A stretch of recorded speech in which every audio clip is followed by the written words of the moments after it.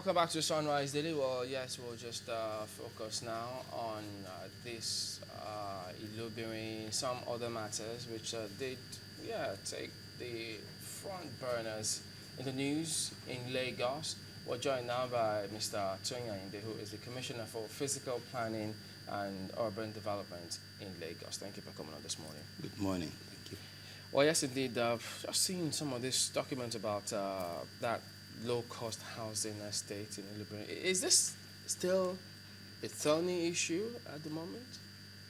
Oh, well, I listened to your program on Easter Monday, and I thought there were a few things that we had responsibility to correct, a few impressions. First is to say that Lagos State hasn't published that it is developing low-cost housing.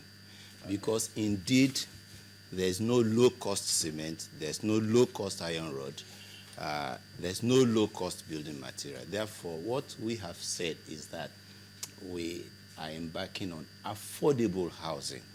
Affordable in the sense that you are able to access a mortgage system that runs on an interest rate that has never been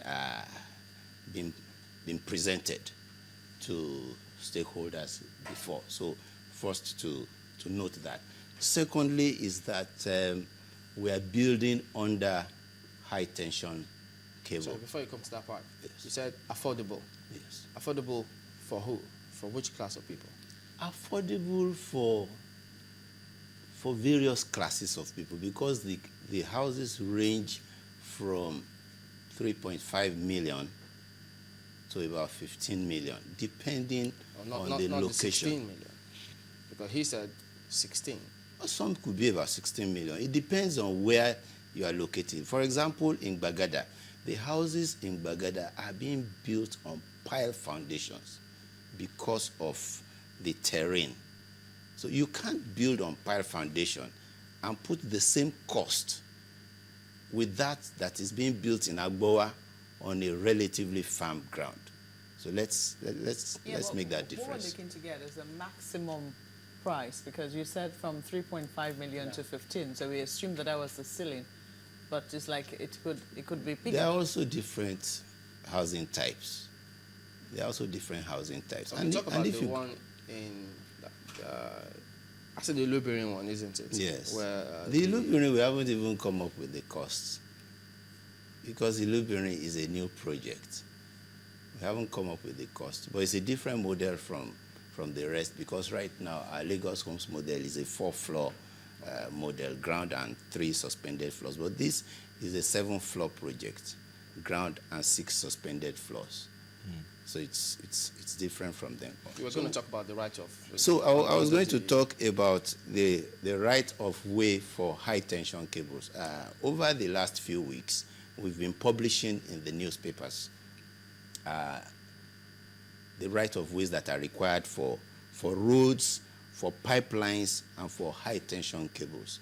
And for a government that does that, it only means that we're a serious people. And the setback for high tension cable stems from a document of PHCN itself that was circulated on March 26, 2010. As a consultant working for Lagos State, as at 2010, I recollect that the Ajelogo project, Ajelogo is the place opposite my 12 that we are redeveloping as residential. We left a land space for setbacks that was almost 10 hectares, because the setback requirement is 20 meters from the leg of the pylon, both sides. And the pylon itself is about 6 meters. So you are talking of about 46-meter corridor. And the same thing applied in Illubirin. I brought the drawings so that we could see. First to note is that construction has not taken off. What the contractors are doing now is like site preparation, trying to get their equipment together, trying to put up some of the construction materials so that they can have it easy. They are trying to form a module system so that once they start, then you can begin to see the difference in quick successions. So construction really hasn't started. If you go to site right now, what you have now is their sites, offices, and then the areas they are preparing to make the construction materials together. So can we then say that work was disrupted in any way since construction hasn't started? I think temporarily work was disrupted. Temporarily work was disrupted, But it wasn't construction work. no real construction work to determine the location of a particular building has not even started.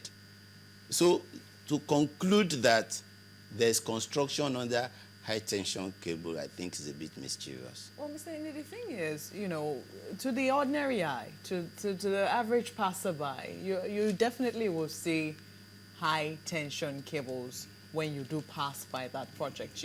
All you have to do is look up. Yeah. I mean, you know it's been fenced off, so you can't see what, and you know it's very close to the water. At least we had that knowledge before it was eventually fenced off. But to the ordinary eye, there's high tension cable passing by. You say it's not close to it or it's not underneath it. Is it that they're going to be moved, or is it that you're planning to move them, or how is it going to work? Now there is no reason to move. This is about scale.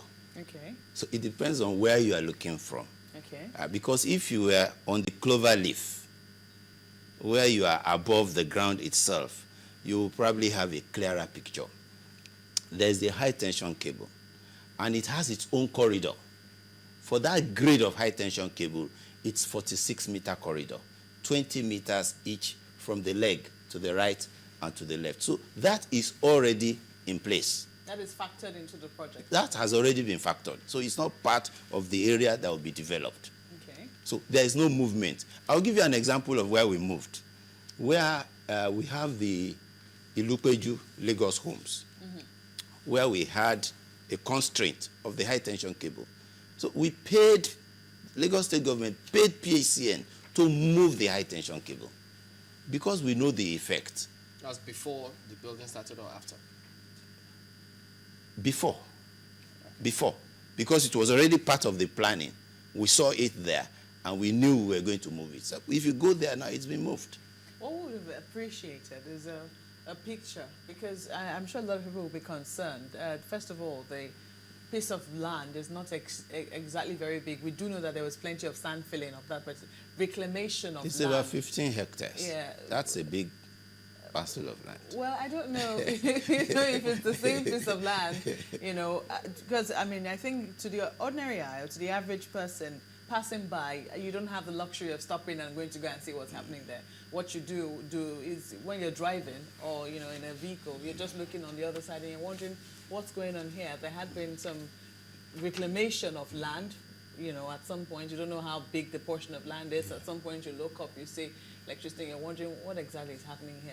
So I think that, it would have been better if we had, say, pictures to show clearly, what the Lagos State government is planning and just to address the concerns and fears of people. Now, truth is that people can always find out information because there are those who even see pictures and may not understand. It depends on how you see the picture. Are you moving while you are seeing the picture?